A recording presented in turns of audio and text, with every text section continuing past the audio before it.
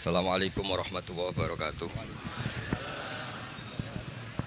Rabbi shrah li sadri wa yassir li amri wahlul 'uqdatam min lisani yafqahu qawli wa sholli wa sallim barik ala sayyidina Maulana Muhammadin wa ala alihi wa sahbihi ajmain amma ba'du. Engkang sangat kula hormati Habib Ali Asgaf, Habib Husain Asgaf, semua keluarga, wonten Mas Fikri, Mbak Nasila, semua ingkang kula hormati, Mas Nurdin, sedanten ingkang kula hormati. Niki ngaos ilmu dulu apa ngaji ijazah dulu ini? Ya, niki ngaji ilmu dulu, nanti bagian terakhir ijazah. Bismillahirrahmanirrahim. Ini riwayatul Bukhari. Haddatsana Abdullah bin Yusuf, haddatsana Les, haddatsana Sa'id Al-Maqburi an Abi Hurairah radhiyallahu anhu qala Nabi sallallahu alaihi wasallam. Ma minal anbiya'i nabiyyun ila qad u'tiya minal ayat ma mithluhu amana alaihil bashar. Wa innama kana alladhi utituhu wahyan awhahu wa ilayya fa arju an akuna aktsarahum tabi'an yaumal qiyamah. Dados kita tahu semua nabi itu punya mukjizat, ya, semua nabi itu punya apa? Mukjizat. Mukjizat itu hal yang luar biasa yang memastikan manusia itu tidak bisa menyainginya atau menandinginya. Dan rata-rata mukjizat nabi dulu itu fisik. Misalnya ontanya Nabi Soleh itu kan onta tapi keluar dari batu, itu kan aneh. Aneh sekali. Atau tongkat Nabi Musa bisa simsalabim mengeringkan laut apa? Merah. Semua nabi itu punya mukjizat dan semuanya berbentuk fisik. Kecuali mukjizatul Rasulullah sallallahu alaihi wasallam itu berupa Al-Qur'an. Al-Qur'an itu konsep ilmiah. Terus kata Rasulullah sallallahu alaihi wasallam, tapi saya karena Quran itu justru berharap pengikutku besar dan sampai hari kiamat. Sekarang kita logika ya. Andaikan kamu punya tongkatnya Nabi Musa, kalau kamu suka uang, kepikirannya dijual apa dipakai? Kalau kamu suka uang, dipakai. Kalau kamu ahli suudon itu pikirannya ndak, ini asli ndak. Karena yang melihat di Turki itu ya sebagian gitu. Kalau yang suka perdukunan itu bayangkan itu miliknya. Mungkin dipakai ngakali orang atau apa, pokoknya bayangkan itu miliknya. Kalau yang kolektor pikirannya itu nanti ini laku berapa? Tapi kalau peneliti mungkin pikirannya itu ini asli apa enggak? Bukti aslinya apa? Repot lah. Lagi pula kalau kamu punya utang terus mau apa? Istri kamu marah mau apa? Kalau pakai tongkat. Nah, beda dengan mukjizatnya Quran itu semuanya apa? Ilmiah.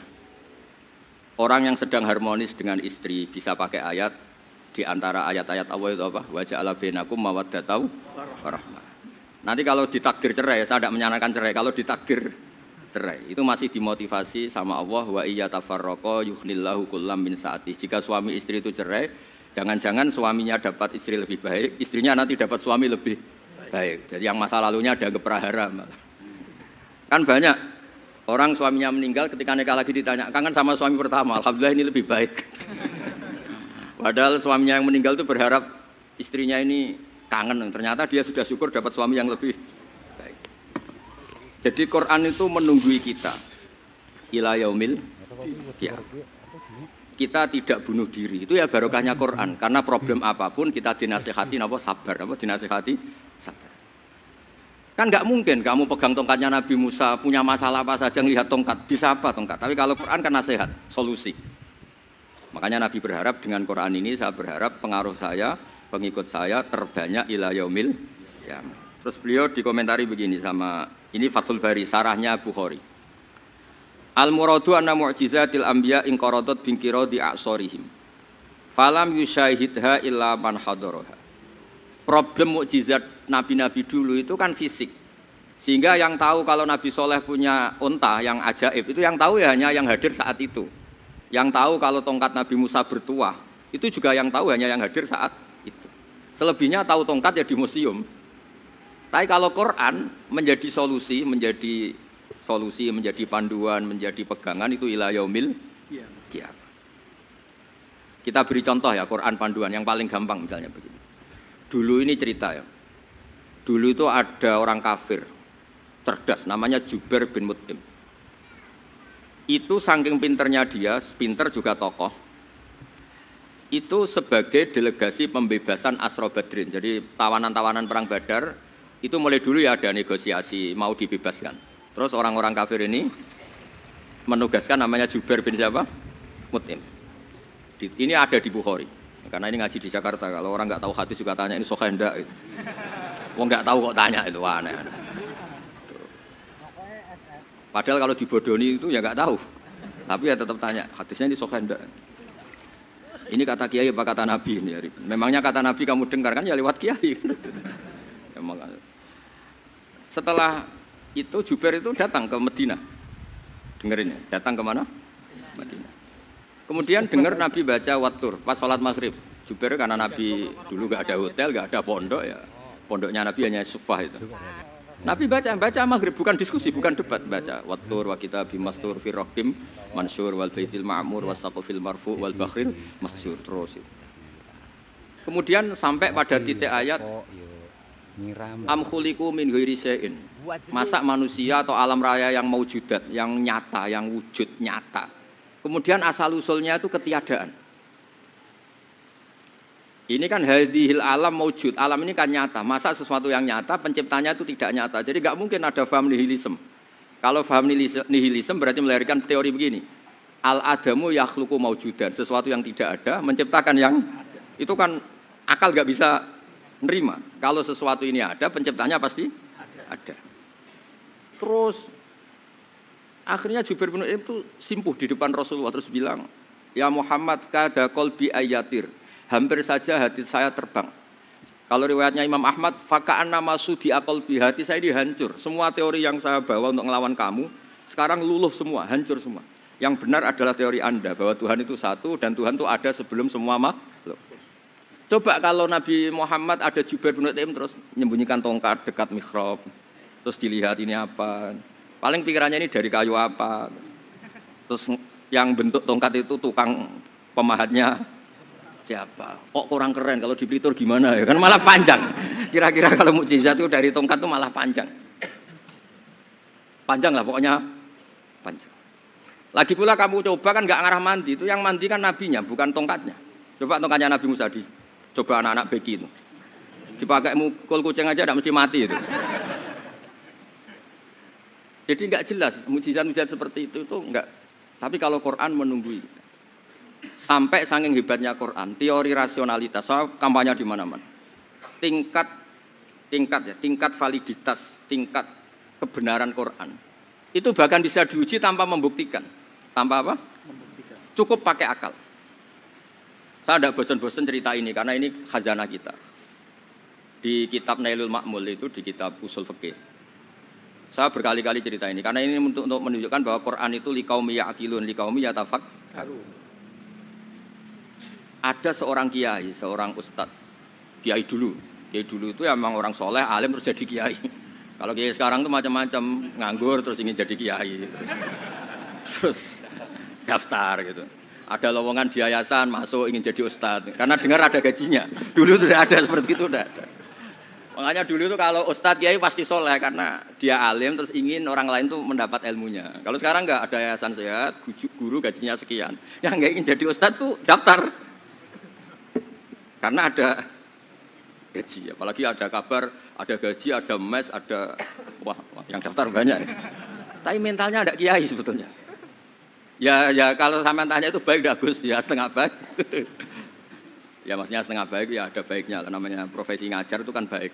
Tapi setengah saja karena motifnya itu nyari gaji bukan ingin mencerdaskan umatnya Rasulullah SAW. Itu Imam Amudi itu guru matematika. Saya enggak bosan-bosan cerita ini. Guru matematika. Muridnya sampai takut ini masuk surga ndak. Kiai kok enggak ngajarin istighosa atau tahlil malah ngajarin apa? Matematika. Beliau meninggal terus muridnya tanya, "Ma fa'alallahu bik?" Kira-kira gitu. Apa yang dilakukan Allah? Allah nyambut Anda gimana? Terus kata Imam Amudi, "Bagus, saya disuruh ngajar malaikat." Karena malaikat kan enggak pernah kayak anak beki gini ngaji gini. Malaikat itu enggak pernah ngaji, dia iman saja karena tahu surga, tahu neraka terus iman gitu aja. Jadi imannya malaikat itu enggak keren kita. Imannya loh. Loh itu yang ngendikan Nabi loh, enggak saya. Nabi pernah tanya sama sahabat, "Iman yang paling keren siapa?" Jawabannya sahabat, "Malaikat." Ya enggak karuan malaikat iman. Dia yang tahu surga neraka tahu segalanya masa ada enggak iman? Dia pasti iman lah katanya. Terus ya para sahabat engkau iman ya wajar kan menangi saya, nemuin saya. Yang hebat itu orang-orang yang tidak melihat saya, tidak saya didik tapi tetap iman.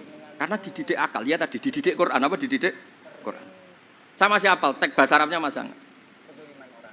Terus Mama Muti kata Allah, suruh dia ngajarin para malaikat cara menemukan saya.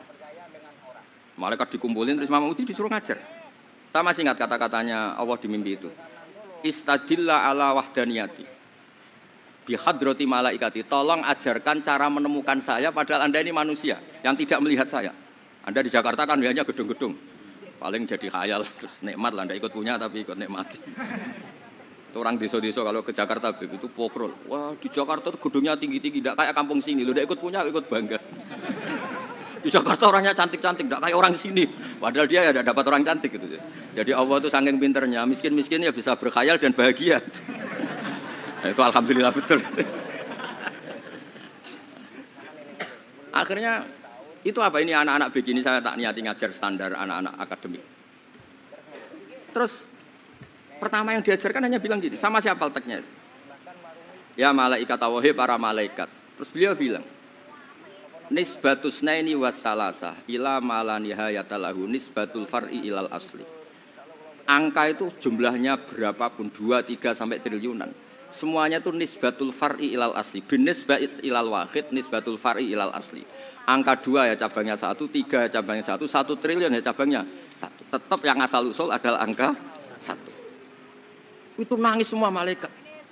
Cara Jawa itu mandekman kowe iman kaya imanku. Makanya imannya umat Rasulullah sallallahu alaihi wasallam itu PD-nya yakinnya kayak imannya malaikat. Kalau Tuhan itu 1. Karena angka enggak bisa dimulai kecuali dengan angka 1. Makanya nisbatus naini wassalasah ila malani hayatalahu iku nisbatul far'i ilal asli. Semuanya itu nisbatnya cabang ke induk. Berarti semua alam raya ini tetap asal usulnya 1, yaitu qul huwallahu ahad. Nah, itu namanya akal. Umatnya Rasulullah itu ditinggali mukjizat akal lewat panduan Quran sehingga meskipun kita tidak menangi Rasulullah, tidak menangi sahabat, kita tidak tahu malaikat Jibril, tapi cara iman kita ini tidak kalah keren. Yakin hakul yakin. Terus kedua, gambar. Kamu gambar rumah, gambar hewan, gambar apa saja, mesti dimulai 1 titik. Entah gambar kamu bagus, entah jelek, tetap dimulai 1 titik. Nah, titik ini namanya nuqtatul wujud. Semua alam raya dimulai dari 1 titik, yaitu nuqtatil wujud. Makanya Quran dimulai bismillah, dan bismillah itu dipilih sama Allah pakai pertama ba itu ada titik. Itu kata semua ulama. Itu titik itu singkatan dari bi kana makana wa bi yakunu mayakun. Karena saya semuanya ada. Bi itu karena saya. Jadi makanya santri-santri beki tidak usah bayangkan kamu jadi wali terus bisa terbang ke Mekah, tidak usah. Kalau terbang ke Mekah ya sudah umroh aja bayar. Kalau enggak ya maklaran KBIH atau apa. Pokoknya cari gratis. Ya gratis kan, dapat orang 10 gratis 1. Terus orang enggak umroh-umroh dirayu-rayu supaya umroh. Repot. Itu pelanggaran fikih itu. Kalau orang punya utang itu wajibnya hanya utang dulu gitu. Wah repot. Saya itu juga sering bingung di kampung-kampung. Gus sama umroh. Kenapa? Dapat gratisan. Minta uang saja buat nyaur utang. Enggak boleh Gus. Wah, secara fikih yang wajib itu nyaur utang bukan umroh. Enggak boleh Gus diminta uang, enggak boleh, harus umroh. Udah gitu saya ini bingung Gus mau umroh, enggak nikmati. Kenapa? Disuruh ngajar Gus. Repot semua kalau ibadah mergawi ya gini bingung semua. Ya saya mohon anak-anak biki semuanya yang seneng Quran itu harus seneng sampai kayak saya sehingga tahu. Istidlal mencari Tuhan dengan cara tauhid yang berbasis akal. Itu sedzahir imannya malaikat. Jika di klasmen iman itu manusia ulul ilmi, kita-kita yang nekuni ilmu itu nomor 1 prakteknya. Karena nomor 1 itu Allah karuan kan, syahidallah, Allah kan enggak tertandingi, syahidallah annahu la ilaha illallah, terus wal malaikatu. Malaikat kan karuan karena langsung menyaksikan surga dan ketiga apa? Wa ulul ilmi. Berarti prakteknya kan nomor 1. Kalau kompetitornya semuanya manusia, ulul ilmi nomor berapa? 1 kan? Nah nomor 3 kan dari Allah, malaikat, ulul ilmi. Berarti kalau kompetisinya antar manusia nomor berapa? 1 kan? Nah kenapa ulul ilmi di nomor 3 kan tapi dari Allah, malaikat, ulul. Kerennya kayak apa? Karena cara iman ulul ilmi itu enggak ada ragunya sama sekali. Kamu ragu enggak kalau 2 itu cabang dari 1, asal usulnya 1? Enggak pernah ragu kan? Semua gambar serut apapun dimulai dari 1 titik, ragu enggak? Enggak kan? Nah imannya umatnya Nabi karena dipandu oleh Quran itu seyakin itu, sehakul yakin itu. Nah itu terus Jubair bin Mut'im jadi iman. Am khuliqu min ghairi syai'in am humul khaliqun. Terus kata Allah lagi, Kalau kamu tidak percaya saya yang bikin langit bumi, ya gampang dong. Kamu saja yang ngomong kalau kamu yang bikin. Paling orang sepakat kamu stres. Terus hanya ayat gitu, am khalaqus samawati wal ard. Kalau kamu tidak yakin Allah yang bikin, ya silakan Anda klaim saja kalau kamu yang bikin langit bumi. Bala yuqinun. Kamu juga gak mau kan dibilang stres.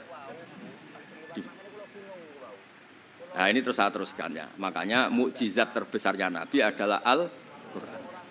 Karena Al-Quran itu cerita tentang hukum-hukum akal, cerita tentang logika-logika peradaban. Misalnya logika peradaban, contoh paling gampang. Di Quran itu ada sekian ayat yang Allah cerita peradaban. Misalnya wa ahsinu innallaha yuhibbul muhsinin. Itu dikutip, terus kemudian disimpulkan dalam peradaban. Kata Sayyidina Ali karramallahu wajhah ngendikannya gampang. Ahsin man syi'ta takun amirah. Kamu berbuat baik saja sama seseorang, maka otomatis kamu akan jadi pemimpinnya. Ada orang nggak tamat SD, nggak tamat papa, gobloknya minta ampun. Tapi karena gaji seorang pakar, kamu tak gaji 1 bulan 1 miliar, perusahaan saya jadikan besar. Itu dikongkan ngalor ngidul ya nurut. Hanya karena dia ihsan. Terus wastaghni amman syi'ta takun nadhira. Saya ulang lagi. Wastaghni amman syi'ta takun nadhira. Dan kamu jangan butuh orang lain, siapapun dia, maka kamu akan setara. Misalnya ada menteri orang antri mau salim, tapi kamu tidak butuh kan tenang saja. Tapi kalau kamu butuh, habis kamu. Ya kan, kamu tidak butuh seseorang, maka kamu posisinya akan setara. Kamu harus sopan karena punya utang jasa. Kalau nggak punya apa-apa kan setara. Ya enggak? Misalnya kamu jajar rektor atau jajar menteri, jajar apa saja. Kalau kamu tidak punya utang kan, kamu jajar menteri tidak punya utang. Sama jajar satpam tapi punya utang, takut mana?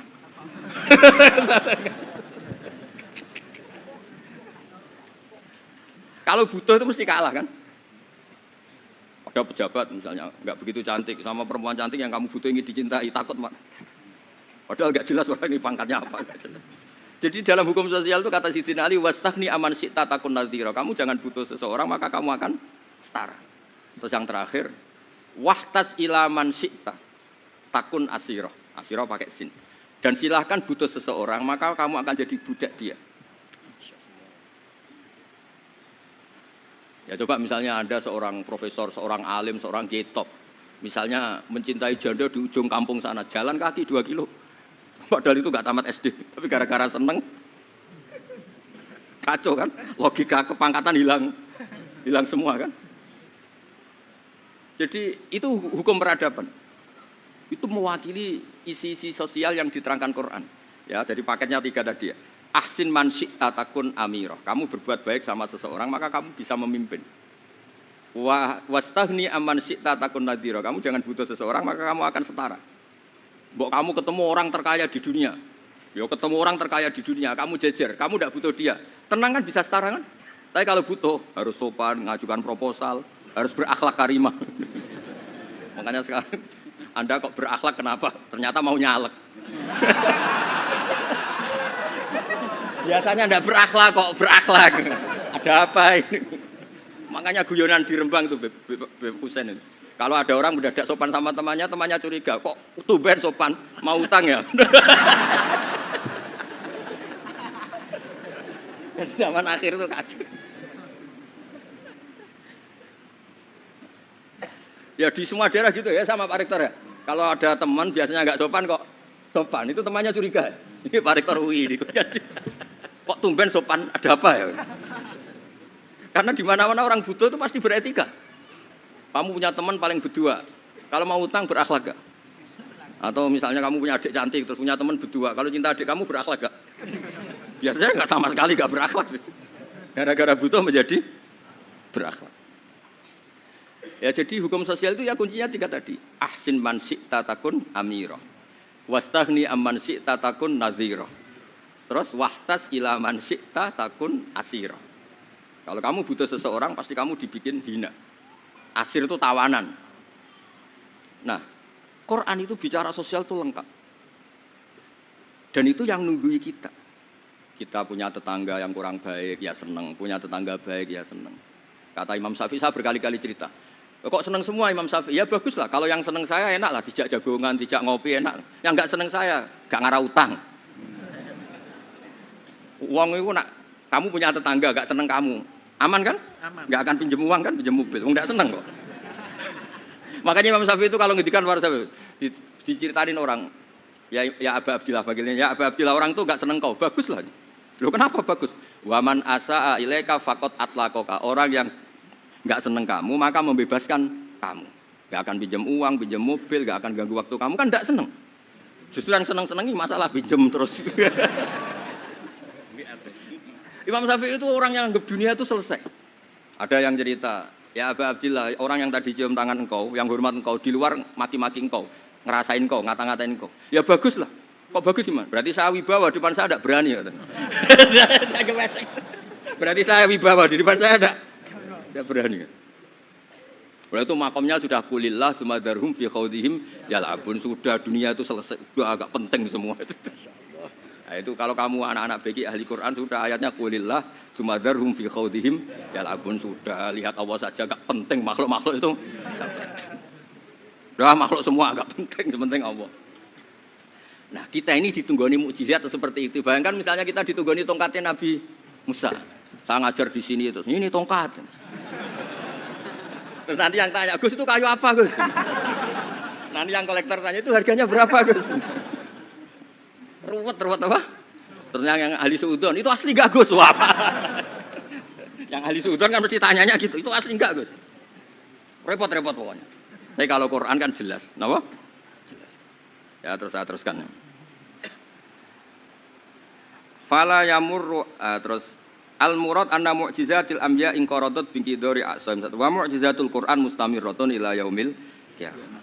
Wa kharquhu lil adat fi uslubihi wa balaghatihi wa ikhbarihi bil maghibat. Terus kata ini yang ngarang Fathul Bari sarahnya Imam Bukhari. Fala yamurru asrun minal a'sar illa wa yadharu fihi syai'un mimma akhbaru bi annahu sayakun yadullu ala sihhati da'wahu. Wa hadza aqwal muhtamilat.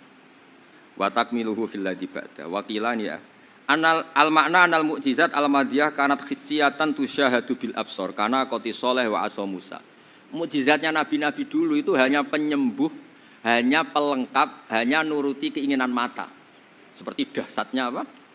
Laut Merah di sebelah apa dipukul sama tongkatnya Nabi siapa? Itu semuanya itu hanya memanjakan mata. Urusan mata. Terus wow itu. Tapi kalau mukjizatnya Nabi Muhammad itu berdasar akal.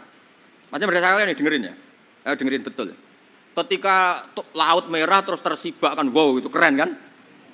Terus kita bilang menyimpulkan, wah kita tidak akan mampu. Itu bodoh sekali kesimpulan kita tidak akan mampu. Meskipun bikin nyamuk Anda juga tidak mampu. Loh untuk memutuskan tidak mampu saja kok sampai pertunjukan seperti itu tuh laopo, cek goblok gitu. Nah kalau kita karena umat yang pinter untuk memaksa kita nggak mampu, Allah bilang innallaha la yastahi ayadriba matalam ma ba'ud. Kita melihat nyamuk langsung berkesimpulan tidak mampu.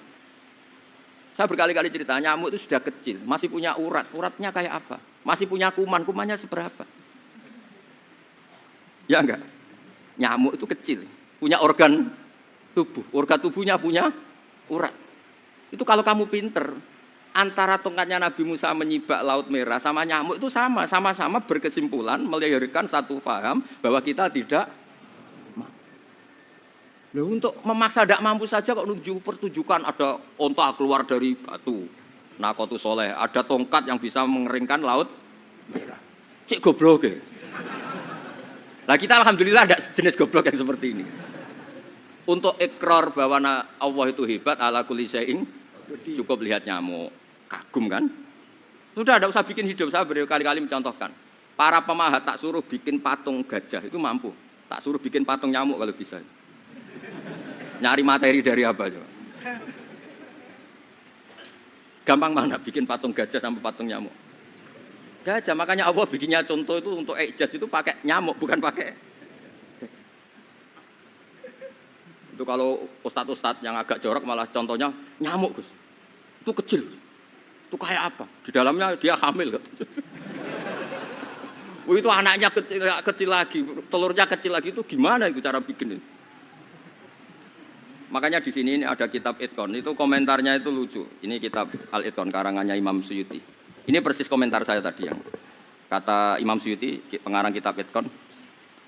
Wa ya imma khissiyah wa imma aqliyah. Jadi mukjizat itu ada yang fisik, bisa dilihat indra, panca indra, bisa dilihat akal. Wa aktsaru mu'jizati Bani Israil kanat khissiyah li baladatihim. Bilada itu goblok. Wakil lati basairihim. Dasar wong goblok. Mukjizat kok ngenteni sing wow. Maksudnya dasar untuk ngakui Allah hebat saja kok nunggu halal yang seperti itu gitu. Paham ya? Mergo likil lati napa aklihim.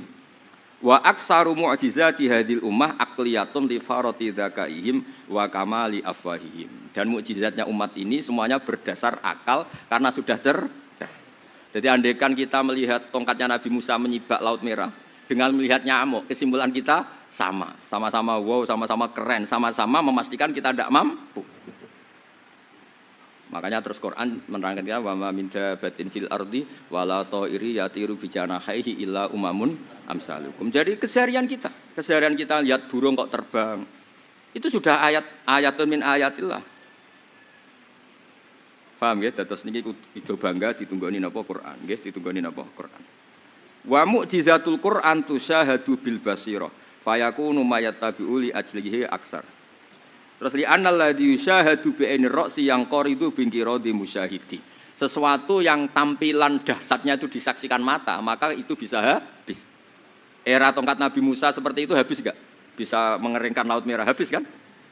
Tapi era mukjizatnya Quran ila yaumil kiamat. Ya contoh sosial, saya kembali lagi ke sosial. Kamu punya teman awet atau punya istri awet, itu konsepnya ya wal kadhiminal ghaidh itu agak gampang tersinggung. Coba kalau kamu setiap tersinggung putus, setiap tersinggung habis, kamu tidak punya teman, tidak punya istri. Sampai kita awet seperti ini, kalau kecewa ya wal kadhiminal ghaidh ngempet. Termasuk saya ini biasanya ngaji khusus terus baca gini ya kecewa. Tapi barokahnya diwarai Quran wal kadhiminal ghaidh ngempet Gus ngempet. Terus kecewa sama teman, kok kenapa tidak putus? Karena wal afina aninna, sudah kalau kecewa maafkan. Coba kalau kita kecewa presiden demo, kecewa menteri demo, kecewa orang tua minggat. Ya kalau dicari, kalau tidak akan malu. Saya itu punya teman tak tanya, kecewa Gus sama bapak itu. Kenapa tidak minggat? Malu. Kenapa malu? Takut gak dicari. Itu orang tuh paling malu itu kalau keluar dari rumah nggak di. Saya punya teman lagi, saya ini takut mati Gus. Kenapa? Takut istri saya tidak nangis Gus. Itu kematian terburuk itu kalau sudah mati, tahu istrinya ada nangis. Oh itu malu betul itu. Makanya jangan mati. Pokoknya pastikan orang sekeliling Anda nangis itu baru berani mati. Kalau tidak jangan. Ya jadi mukjizatnya Nabi itu luar biasa. Walladzi yusyahadu bi'ainil aqli bakin yusyahidu kullu man jaa ba'dal awali mustamirran. Sesuatu ilmiah, sesuatu agama atau apa saja yang logis itu akan abadi ila yaumil. Kayak tadi. Ketika kita kecil diajari apa? Wujud, qidam, baqa, mukhalafatul hawadisi qiyamuhu binafsihi wahdaniyat qudrat iradah. Itu ila yaumil qiyamah. Karena kita pasti punya logika tadi. Masa alam raya yang maujud didahului ketiadaan. Kemudian ketiadaan ini kita rumuskan, ketiadaan inilah yang bikin alam raya. Di mana-mana nihilisme ketiadaan ya layu asliru saya namanya tiada ya tidak punya akibat apapun. Yang punya akibat apapun ya sesuatu yang wujud. Loh itu kan ila yaumil qiyamah, sampai kapanpun teori itu akan nunggui kita ila yaumil qiyamah. Tapi kalau tongkat Nabi Musa ketika kita tidak melihat kan punya alasan tidak ngandel, Musa tidak tahu kok. Tapi kalau kamu seperti ini, orang paling mulhid sekalipun, paling ateis sekalipun terus ditanya, bisa enggak Anda mulai angka di luar angka 1? Tidak bisa kan? Makanya benar Imam Amudi tadi ketika diminta Allah istadilla ala wahdaniyati bi hadrati malaikati. Tolong ajarkan kenapa manusia begitu yakin kalau saya ini satu, padahal mereka tidak melihat saya. Terus beliau ngendikan apa? Nisbatus naini wassalasa ilal wahid nisbatul far'i ilal asli. Angka 2, 3 sampai enggak terbatas, semuanya dibanding angka 1 itu nisbatul far'i ilal asli. Semuanya itu cabang dari angka 1. Itu mbok siapapun enggak usah ditunggoni nabi, enggak usah ditunggoni wali.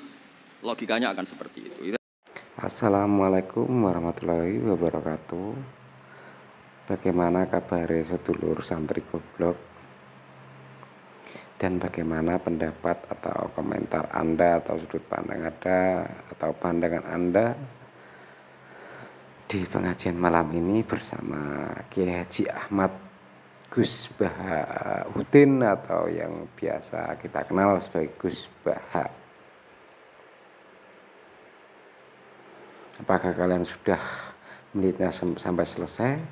Seandainya sudah, silahkan komentar dan tulis pendapat kalian semua tentang logika cerdas atau logika sederhananya Gus Bahaya. Bagaimana menurut kalian? Karena santri goblok ini, saudara-saudara sengaja mengupload atau kayak mengupdate sesuatu yang berbeda. Itu tujuannya satu, agar kita bisa melihat sesuatu dari sudut pandang yang berbeda. Kedua, karena pada dasarnya kita itu memang berbeda-beda. Ketiga, tidak semua orang cocok dengan guru A, guru B, ataupun guru C. Setiap orang mempunyai kecenderungan, kecocokan satu sama dengan yang lain. Semisal ada si A lebih cenderung suka atau tertarik dengan Gus Bah, tapi belum tentu si B yang mungkin mempunyai kecenderungan atau condong lebih suka dengan Gus Muafik, atau si C ada kemudian juga lebih suka ke gaya atau cara dakwahnya Gus Miftah, dan si D sangat mungkin dia lebih suka mungkin para habaib dan lain-lain. Tapi saudara-saudara yang perlu kita ingat, apapun itu, di sini kita belajar mencari apa yang benar, bukan siapa yang benar. Dan saya sarankan juga kalian lebih baik dan lebih bijaksananya melihat dari semuanya, ya Gus Bah, ya Gus Muafik, ya Gus Miftah, Gus Ikdam, dan Gus bahkan habaib, bahkan ulama-ulama yang lain gitu. Why? Kenapa? Agar kita itu bisa memilah, agar kita itu bisa memilih apa dan bagaimana sih sudut pandang ulama-ulama kita, dan mana dari sekian banyak ulama atau kiai itu yang menurut kita paling cocok. Ya udah, itu aja ikutin, ya udah itu aja laksanakan, begitu saudara-saudara. Itu pertama. Yang kedua, agar kita tidak mudah bercerai-berai, ya kan. Karena apa? Karena setiap kiai itu punya cara khasnya masing-masing, ciri khasnya masing-masing juga gitu loh. Oke ya sedulur santri goblok, aku kira sampai di sini. Dan seperti biasa di belakang ada cuplikan video yang mungkin bermanfaat buat kalian. Saya kira sampai di sini dulu, jangan di skip dulu karena masih ada video di belakang ini yang bisa memberi inspirasi juga saudara-saudara. Begitu.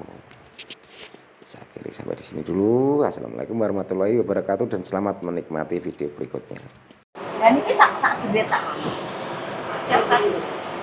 Mriko. Nggih. Ya bener kok, apa? Aku roh makhluk halus mau nuding sampean. Berarti niku griyane. Nggih. Bu, mungkin nek kula badhe mantuk, jenengan kula paringi amalan purun. Purun. Ari ngamalan purun. Soale warung sampean iki lara. Nggih. Supi terus. Jenengan sakit ngrasakno to? Nggih. Munda rezekine sampean mundak seret. Cara sampean modali, warunge sampean mundak entek. Bener napa mboten? Nggih. Tapi kula nyuwun tulung jenengan anu napa? Cerita-cerita riyen. Nggih. Kang ono nak ya? Cerita-cerita napa tentang kuncir nih lho, Bu. Nggih. Kersane kula gak ada pengalaman damel amal jariah dunia akhirat. Nggih. Supi sampe gedek. Pripun? Sepi. Jangan. Ngapa yo ki kula niki ngaten. Nek buke kan asli kene. Nggih. Namanya sinten, Bu, perengasmu? Niki to. Nggih.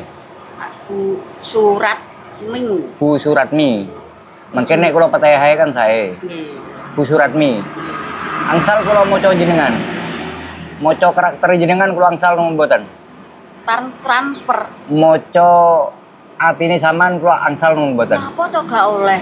Hah? Sama oleh mawon. Oleh nggih. Benernya ndak salah nggih. Nggih, sampean cocokno nggih. Nggih. Ngapunten, namine Surat. Suratmi. Diluki lek mibang, mel kabine abang terus. Nek kula maca atine jenengan, kula mboten ngelem. Jenengan niki tiyange napa nggih mboten neko-neko, terus jenengan niku seneng neng para kiai, termasuk ziarah. Leres napa mboten? Iki Terus- kudu aku sak rona-rona niki panitiane meninggal marai. Ki ngenekne jero ki sok kapan lah ngenekne. Mbok ganti panitia kula ngoten. Nggih. Terus jenengan niku boten remen dolimi tiyang, boten remen neng dukun. Niku karakter jenengan. Nggih. Ning jenengan niku pripun nggih? Sering menjadi korban kedoliman orang, Bu. Dolimi orang. Nggih, jenengan niku sering jadi korban. Bahkan jenengan niku mudah percaya dengan orang. Ketika ada orang susah misalkan. Nggih. Wah, Begi- iya sing ulang Begitu sampean tolong, tiang niku pripun nggih? Yo terima kasih aja tidak ada. Kadang-kadang jenengan niku tertipu. tertib nggih. Leres. Dereng niki, dereng timbar bawa tu tak tekokne nek kata-kata kok jenengan sajar ngoten. Nggih, Tak kula kan tekokne kur maca iya karakter. iya, anyahuri iya iya ngoten iki. Karena kula maca karakter jenengan ini ngesakno, Bu. Ngesakne kula niki asline. Niki nggih warunge jenengan. Nggih. Kira jenengan modal entek, terus sampean ngejoki terus. Nggih. Terjadinya niki belum ada 1 tahun. Sama eling-eling, belum ada 1 tahun warungnya sampean mudak sepi. Nggih. Terus nopo mboten? Nggih. Nek dulu-dulunya jenengan sukses. Baik. Bahkan warung ini gede riyen. Nggih. Gini mboten? Wame. Napa-napa enten? Di sembarang eneng lho saiki didol apa kok didol. Cara jenengan boten jujur, insyaallah kula boten bantu karena jenengan jujur. Nggih watir Duh, suwun. makam sing Mbah Kuncir sing pundi? Niki. Niki di omah-omahi. Oh Di niku. omah-omahi nggih. Berarti nganu nggih Bu nggih, ampun angsal bekto napa-napa nggih. Nggih. Jadi terkenal nih Bu nggih. Namine sing niki Mbah Abdul Rahman Halap. Mbah? Abdul Rahman Halap. Oh, sing namanya Mbah Kuncir sing pundi? Lah nggih niku kuncir niku. Oh, julukan Kuncir. Desane Lha kok diarani Kuncir, Bu? sebabe niku sian kuncitan ten klo. Terus iki desane. Sik, Bu. Rambutnya ditaleni. Nggih, dikuncit. Berarti sing kula ngomong teng mriku ana wong Ana rambutnya ditalen. Oh, sik, Bu. Rambutnya dikuncit. Umpama, terus Bu? desane Umpama umpamane omah iku dibuake lemah kuncir niku efeke pripun? kebiasaane nggih, Nggih, biasane mawon. kebiasaane Mbah Yai lek dadi lemah gak kena tinggoni wong lemah sangar. Jadi tanah itu angker. Nggih. Bisa mangan korban apa mboten? Lek Misalkan orangnya meninggal, kebiasaane nggih sakit-sakitan. sakit-sakitan, tergantung nggih. Nggih. Cara digawe mati, cepet mati. Oh, biasanya kan enten satu rumah kadang-kadang meninggal semua ngoten niku. Nggih. Bisane nggih, bisane ngoten. Biasanya ngoten nggih. Nggih kebiasaane. Tapi yo wong lara wi disuntikne anak tambane Pak Dokter lantarane. Lantarane. Sing marekne mriko sing ngecat Gusti lombok. Allah. Nggih. Lah ngeten to. Nggih. Kebiasaane ngoten, kebiasaan. Kuncir. Kuncir. Terus Mbah Yai ngoten nang bisian niku rambutnya dikuncit terus dijenakne desa Kuncit. Berarti niki sing mriki niki Cina nggih. Nggih Sing terus meninggal niki Cina. Cina. Rambutnya dikuncir. Makanya jenenge Mbah Kuncir. Kuncir. Desane desa Kuncit. Kuncir. Desa Kuncire namuk atas niki lho. Terus malah Bu, teng wit mriko wau kula semerep larene kuru rada dhuwur tapi pikirane mboten kaya wong stres. Napa enten teng mriko?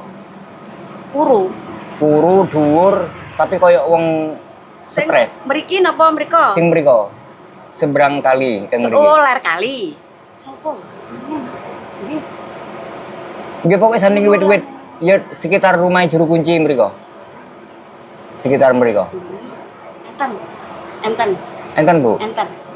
Niku pernah nopo kalih Nggih Mbah Juru Kunci itu anak keluargane Mbah Juru Kunci kaya. Ayo lho. Loro ta konten cek. oh sik keluargane. Nggih. Enten. Nah sing teng mriki kan sing anu kan biyane mriko. Oh enten sing jaga mriki. Enten. Enten. Mengke lek enten tamu Mbah Juru Kunci dicaosi dia. Ya, anu Bu, cara nyuwun lemah ngoten niku bebas nopo mboten? Nggih terus kebiasaane nggih. Nggih. Anu maringi diperseni mengke kene iki enten sing nyuwu aku mendinten nggih mbayari wong nyapu ngoten lho maksude. Oh. Nyapune mriki Oh, jadi Wong papat-papat. menit mbak lemah mboten sakit nggih? dikunci niku. Oh, dikunci. Nggih. Dikunci, Mas. Dikunci. Nak malam Jumat dibuka. Tenan. Tapi mboten bebas ya, Bu. Boten nggih. Saking angkere niku. Nggih, dikunci. Kena nek nyolong yo gak oleh. Cek Bu, Boten, kula Mas, nyocokno bebas. malih, Bu. Niki menurut pandangan kula nggih. Nggih. Tapi jenengan mboten ampun percaya teng kula karena kula niki hanya sekedar makhluk Allah. Nggih, percayane karo kono to nggih, sing cet nek enten bener omongan kula Nggih. gitu. Niku saking Gusti Allah taala. Nggih. Nek enten kesalahan sing kula. Kula kok wau, Bu, pas liwat mangkane kula bingung niku wau. Kula melihat banyak orang datang. Mantun ngoten, tuku orang niku datang taksiyah, tuku ziarah gitu. Kok mantuk niku kok mati niku napa pernah terjadi seperti itu? mantuk king mriki meninggal. Meninggal. Tapi tiang niku mboten tebih king mriki. Padahal mboten mendhet napa-napa niku. Ya nggih. Nek jenengan kan ampun sampai mendhet napa-napa ngoten. Nggih, lah juga tapi taren. Ngoten lho maksudnya. Oh, taren. Nggih. Jenenge nek Dan nek sing kok anu, Bu, taren. nak menawa jenengan mereng, pernah ada orang masuk mriki, tapi tiang kata tuku ziarah tuku takziah. Mulih niku kok tiangnya langsung gering mati ngoten lho, Bu. Pancene kali Gusti Allah dikai lara. Nak menawa pernah mireng-mireng kejadian ngoten. Mboten nate ya. Mboten nate nggih. Mboten nate. Dereng nate. Pancen nak kula apa mau di anu lho pancene lara kuwi sing kai kono sing cat lombok sing iku kono kok malah lara. Kula mboten kula katen nggih sing cajar. Ya omong. Tapi nek sekitar tiang mriki pernah enggak tiang sing mendhet lemah mriki asli tiang Nganjuk? ada mawon nek Cuman kan mboten semerep nggih. nggih, Bang, pokoke aja kasih nyolong. Nek nyolong bisane wincinge mboten penak. Alung nyuwun, ngoten lho Mas. Lah sing dicolong napa to, Bu, mriki? Lemah. Aja kasih nyolong lemah kincir. Dan panune tukang nunggu. Jadi lemah sur dicolong nggih. Cukup, no cukup gak nyolong gak cukup. Apa ngger?